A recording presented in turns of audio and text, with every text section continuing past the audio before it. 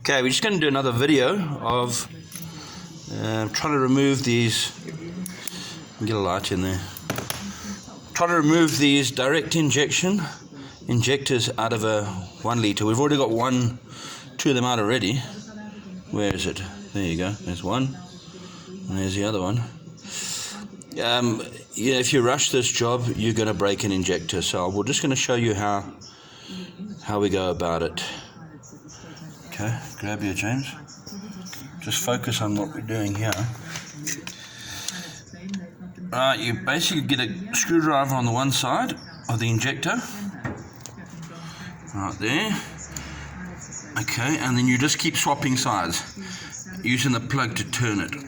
And sometimes these things can be really, really tight. The first two took about 15 minutes just to start turning, so you've got to be patient. If you're not, you're going to snap one of these things and you're in for a bit of bucks. So you just keep turning it back and forth, like that, and eventually it's going to loosen up to a point, where you can actually wiggle it out. And then I'll show you what you do on the reverse side.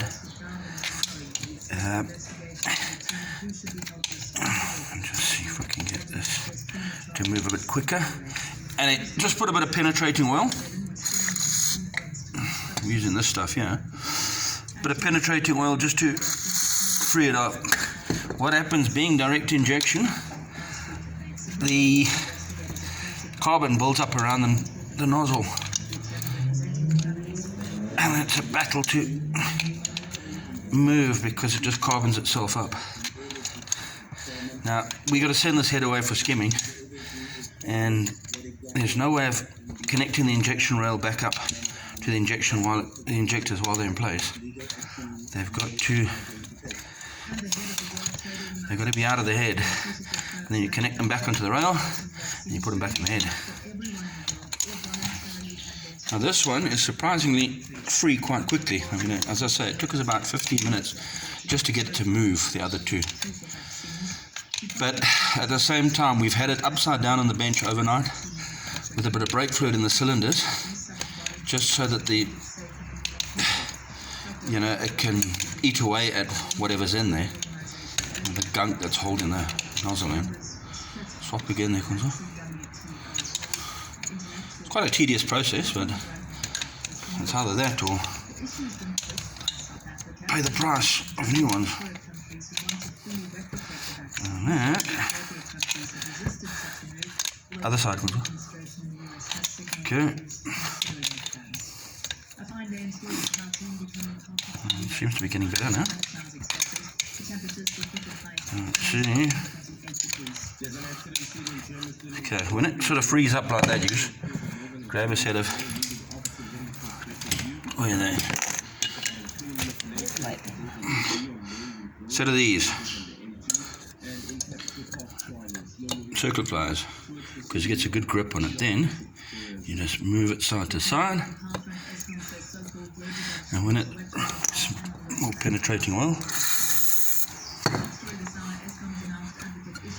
when it's freed itself up enough, you flip the head over. We've got this part of an old fuel filter, but you don't want to use steel, or you don't want anything on the nozzle that's going to damage it. So you flip it over. Go that side there, James. Other side. Go that side there. Okay. Now while I'm turning here, just move back a bit. Move back a bit. Let Konzo get in there.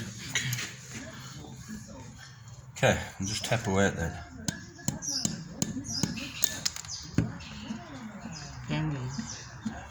Moving. No. Still tight, eh?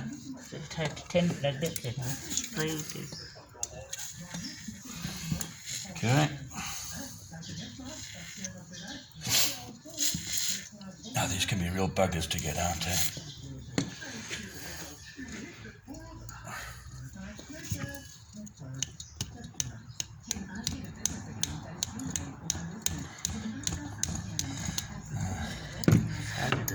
Huh? It's hard. Yeah. Let me just see if it's moved. Yeah, it's battling to move. Just spray it some more. Yeah, you can see that carbon coming out there when you do that. I'm going to keep swiveling it.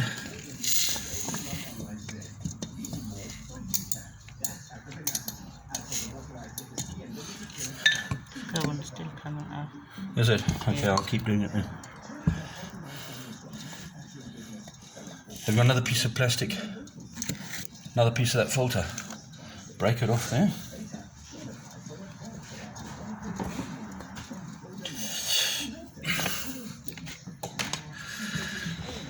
Feels a lot freer.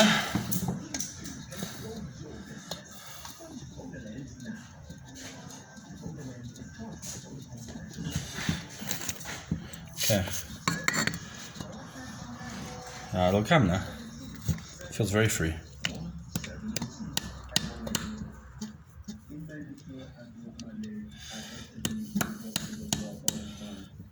It's going. Is it?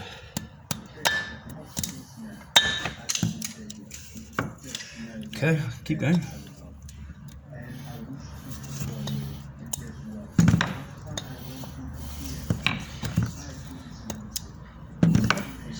Where's the long nose?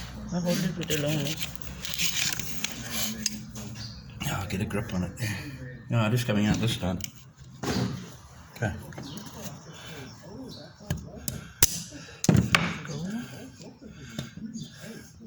Yeah, just hold it with the end of the long nose. And on that ridge, so it doesn't fall off.